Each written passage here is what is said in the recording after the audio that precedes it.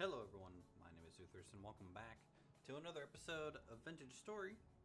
We're chilling here in the cabin, just slept through the night a little bit, and we're finally in June. It's day 2 in June. We left off yesterday getting some ingots and things, so we're going to do a little bit of a copper pour today. We have enough for 200 units of copper, which is enough for 2 bars. For those of you who do not know or haven't played Vintage Story, we'll explain kind of how the metal system works. Let's first off make sure we have everything we need. So I'm gonna put some logs away, step outside, make sure the coast is clear. Okay, so this is still going, surprisingly. Kind of surprised at that, but that's okay. So we need charcoal to be able to do a metal pour. That's why we wanted to do the charcoal pit yesterday, but we'll go ahead and do a little bit of a side mission. We will go ahead and fire a new storage vessel because we need a new one. So let's get that started right away. We just need a few pieces of dry grass here and some sticks, which we have.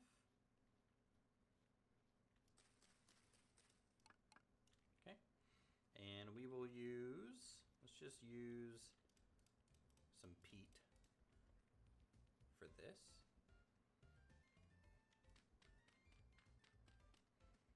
Okay, and light that up. Boom. Take a swig of water. We should be good to go. All right, so I need a rope. So easiest way to get a rope beyond using cattails is using some ivy from trees. So we'll start with that. Get a piece of rope. And with rope and 6 sticks, you can make yourself some tongs. Tongs, when held in the offhand here, basically allows you to hold hot metal and things that are really warm without hurting your character. So that's what we're going to be using to kind of manage some of the heat here that's going to happen when we start doing the metal pour. Another thing that I want that I'm surprised I haven't made yet is a couple tool racks. Just put the tool rack over the forge for now. We'll put the tongs up here. This will be our blacksmithing tool rack initially. Might need to go get some more sticks as well. So let's go ahead and break some leaves. Just looking for branchy leaves for some quick, easy sticks. Though honestly, I should still focus on getting these shrubs removed from our local area.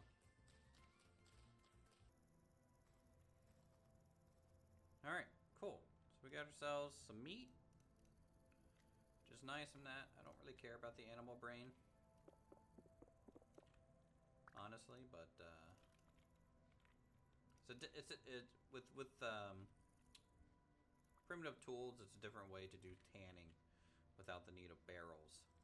It's like a native kind of American, I believe, method of, you know, tanning hides and stuff, but I am just going to wait until the barrels.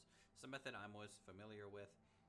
Learning a whole new method just for some early leather I don't think is worth it for me, but it is a cool thing to see, like all these like hides that are kind of like soaking almost like water bags on the ground and stuff. I've seen other players kind of use that mod. It's just personally I'm not interested too much with that element. All right, cool. We got 7 red meat. We got 2 medium hides, with, you know, if we cure them. First off, you can make salted hides. Huh. Okay. Anyways, oiled hides, right?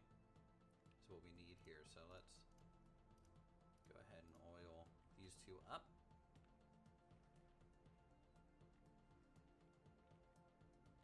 Look at that little cabin on the hill there.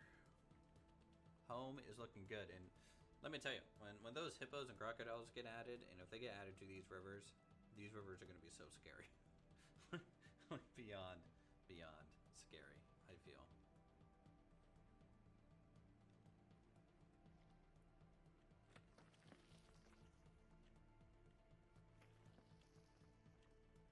Okay, new day. Food is done. We'll actually store it in a little crock pot for the day. And let's put the crucible back on its fire here.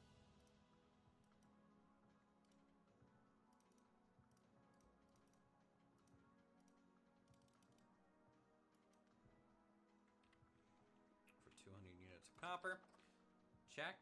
Oh, I think the charcoal pit's actually done now. Okay, that's a boar. I thought that might have been a shiver or something. Okay, so let's craft a shovel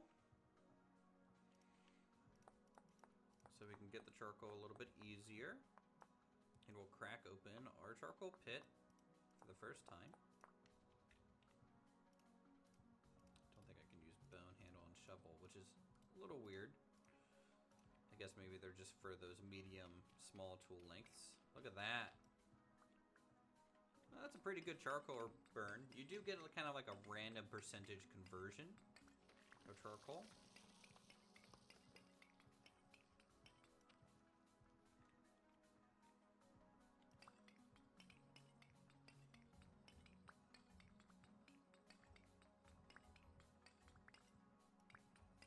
So let me just dig this down just a little bit. There we go. 20 charcoal units. And I'll just lean this shovel up against the house. This is so cool, being able to just lean a tool somewhere for a little while. I'm gonna add the oiled hides to there.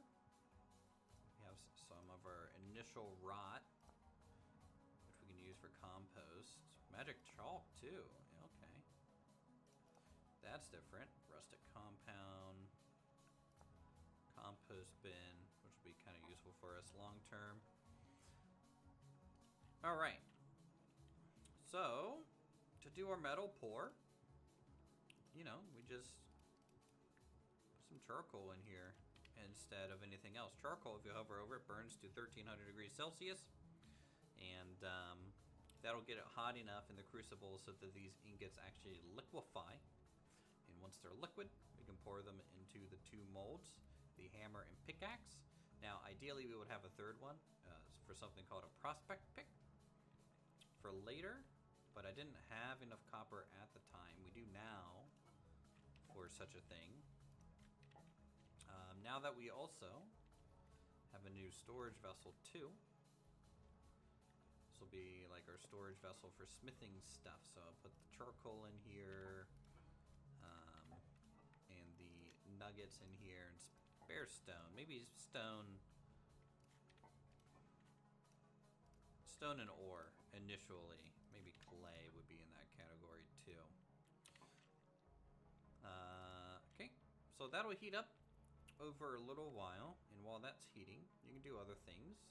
So I think I will go ahead and get a prospect pick mold formed.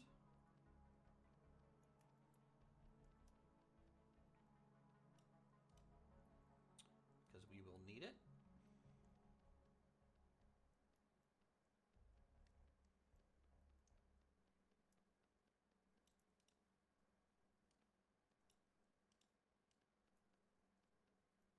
And then after the prospect mold,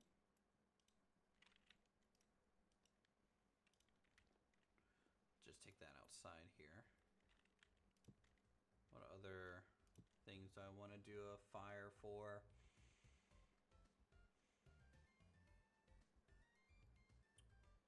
Give me an axe.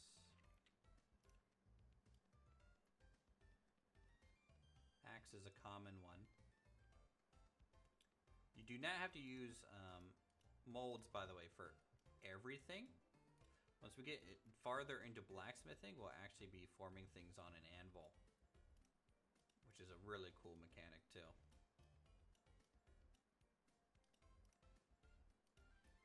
Blacksmithing in this game really just sold me on the whole process. Okay, so from there you get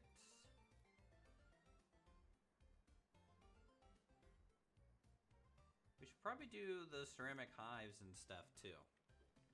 We should probably start thinking about beekeeping soon. Alright, so you can see here, let me grab and spare charcoal. We got our crucible here, 200 units of copper. It's liquid, so it moved to the right side. And it contains molten copper. So we'll go ahead, equip our tongs and our offhand. Hold this.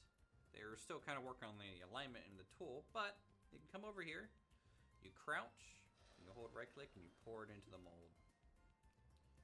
Just like this. And there you go. So these will start as liquid. Now, if we had a bucket, I think a bucket works, but a watering can, you can pour water on these to quicken the cooling process. However, it has a chance to break and shatter the mold, and you have to re-pour that ingot. So be careful with that. If you choose to do so. If you're in a hurry, you know, if you want to risk it, you can. It's a little too risky for me because everything's time. So I'd rather just go do something else for a little bit while you wait for things to cool. No need to try and rush it.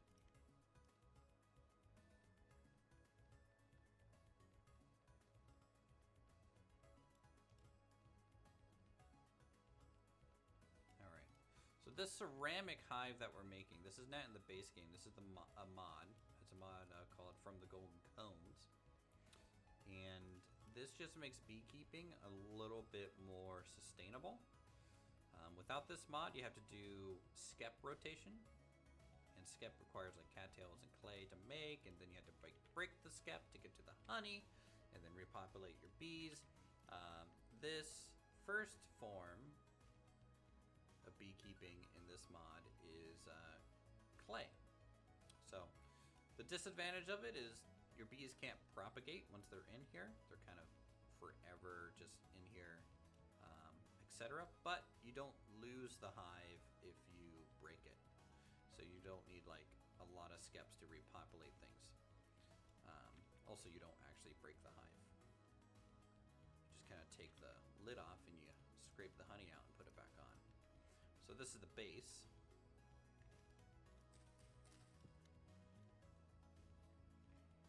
And then this is the little honey pot that sits on top where they actually probably make the hive itself.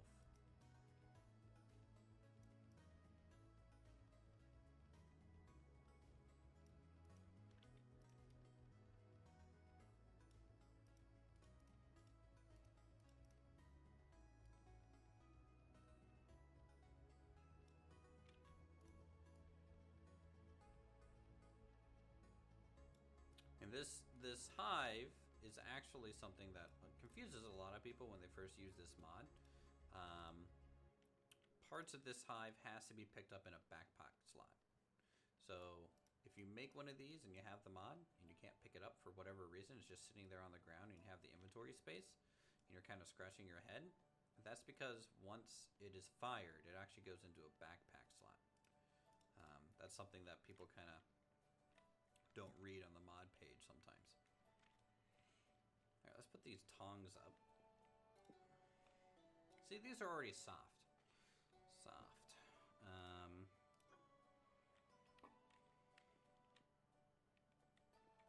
Alright, so I need 40 dry grass.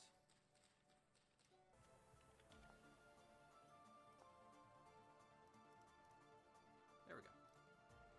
Body lamellar armor.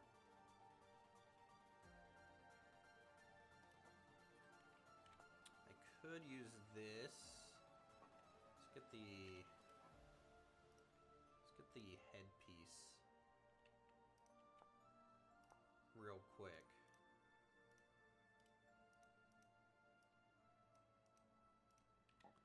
As well. So this will give us some protection. It's going to affect our stats kind of negatively. We're going to get reduced healing. Our movement speed is going to go down a little bit. Our ranged accuracy and stuff is going to go down. Our hunger rate actually increases while wearing armor as well. But this kind of starter armor, even though we don't have all of it just yet, we need the boots. In fact, you know, I'll go ahead and explain how armor works for you guys.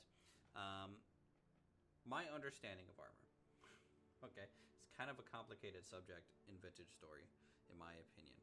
Basically, you have 3 slots. You have the head slot, the chest slot, and the leg slot, okay?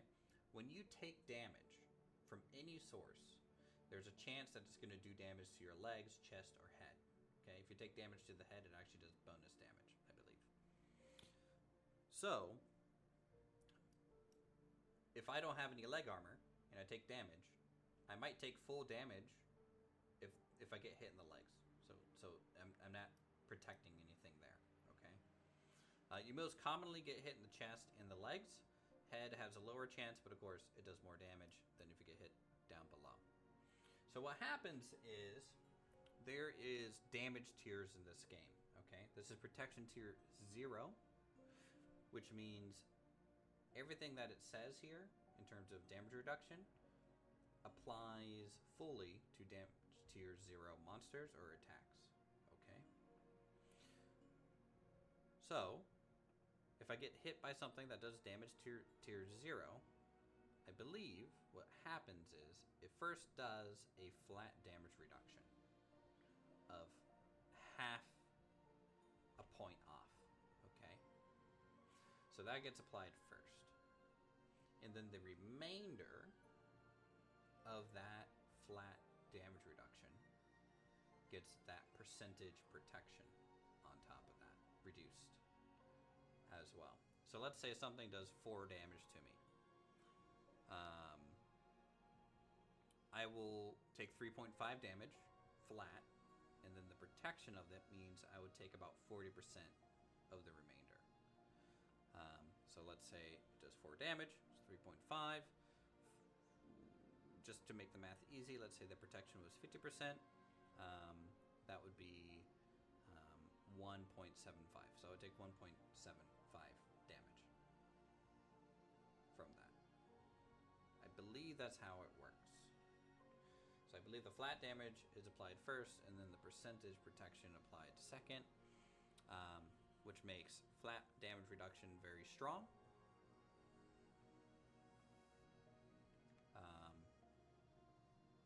Then I think the percentage is a little bit different. Now, when the protection tier, if I get hit by like a level 1 tier attack, it actually gets through my percent protection and makes it less effective and less effective and less effective the higher the tier difference is. So, while it's not going to be a crazy help having this armor, because a lot of mobs start at like damage type 1 or 2. You'd rather have it than not have it, in my opinion. Okay, so we have our pickaxe and copper hammer. Great for us, which means we can actually go to these places, which actually I need to come up here and mark these as, forgot to do that from a couple episodes ago. Mark these as gathered. So this is actually a little bit closer, so I might come down here and do some surface deposit mining. Technically, this is the most close one, because I want to talk about how surface deposit mining works and things like that. You know, we've marked these surface deposits, so as you're running around, you have that chance to find that ore on the ground, right? And that marks a surface deposit. And surface deposits are different from just the normal ore deposits you can find elsewhere in like the game. Okay, surface deposits are generally only copper and tin, if you have tin enabled. Sometimes, you know, you can find bismuth and other things. It's just extremely rare, right?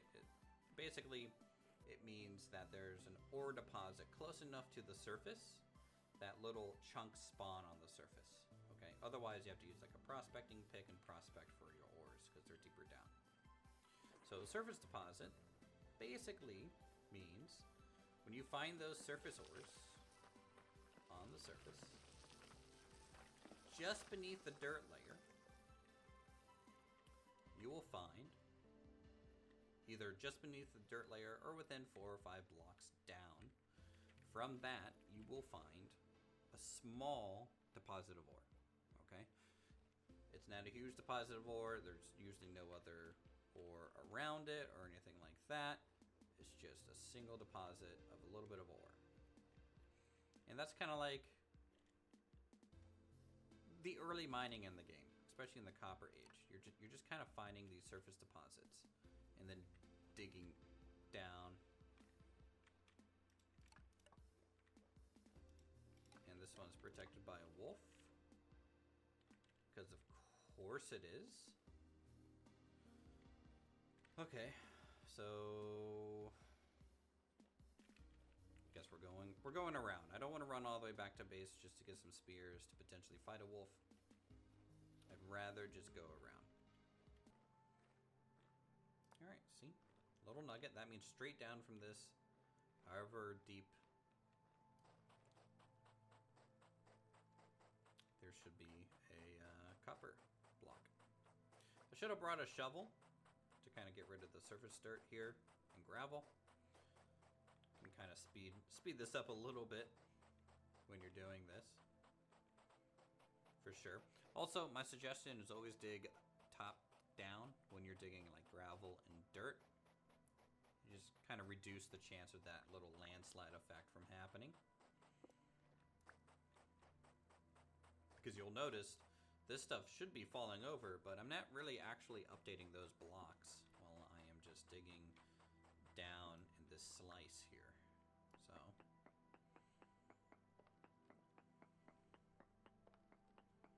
there it is. So this is poor quality, which means we're going to get less ore per block. Not everything you're going to find is going to be medium, rich, bountiful, or anything like that.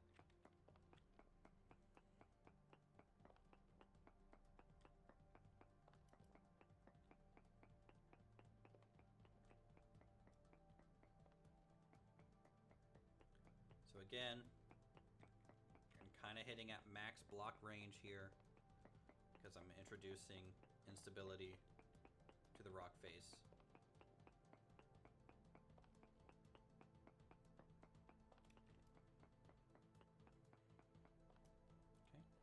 It's safe. I kind of hop down. You can see this one's a little bit longer or bigger.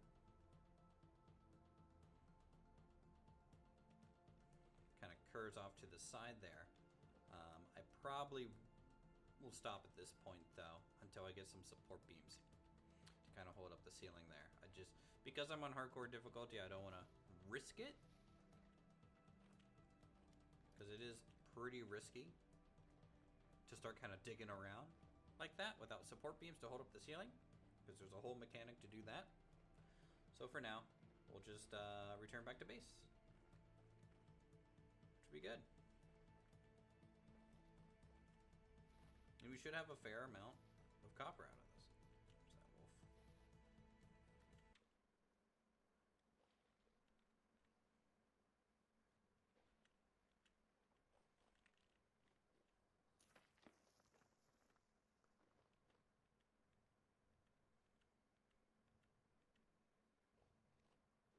Alright, successful little journey.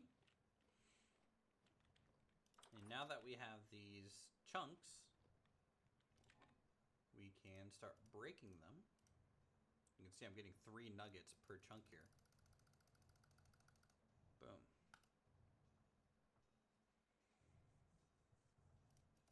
So we're already at 5 bars.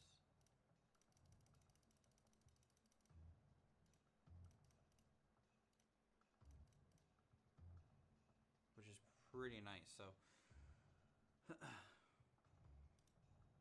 so 4 pieces. So yeah, every 10 is a bar, essentially.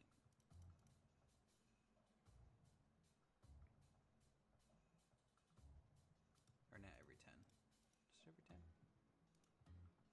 It's every 20 units, which is 4 of these, right? Oh my god. I don't know why I'm failing at math now. Please hold. Should be, if I pick this up. The nice thing is it'll always tell me. Store tools. Pick this crucible up. Just throw this in here. So 6.4 bars. So 100 is 5. Yeah. Okay, that's what I thought. So this is halfway to our anvil. And that will be our next step, right? You want to get the anvil going. We need to start getting other tools, things like your copper saw, your copper chisel, copper scythe, and then also the rest of your copper toolkit going, so that you can kind of survive a little bit easier and just get through.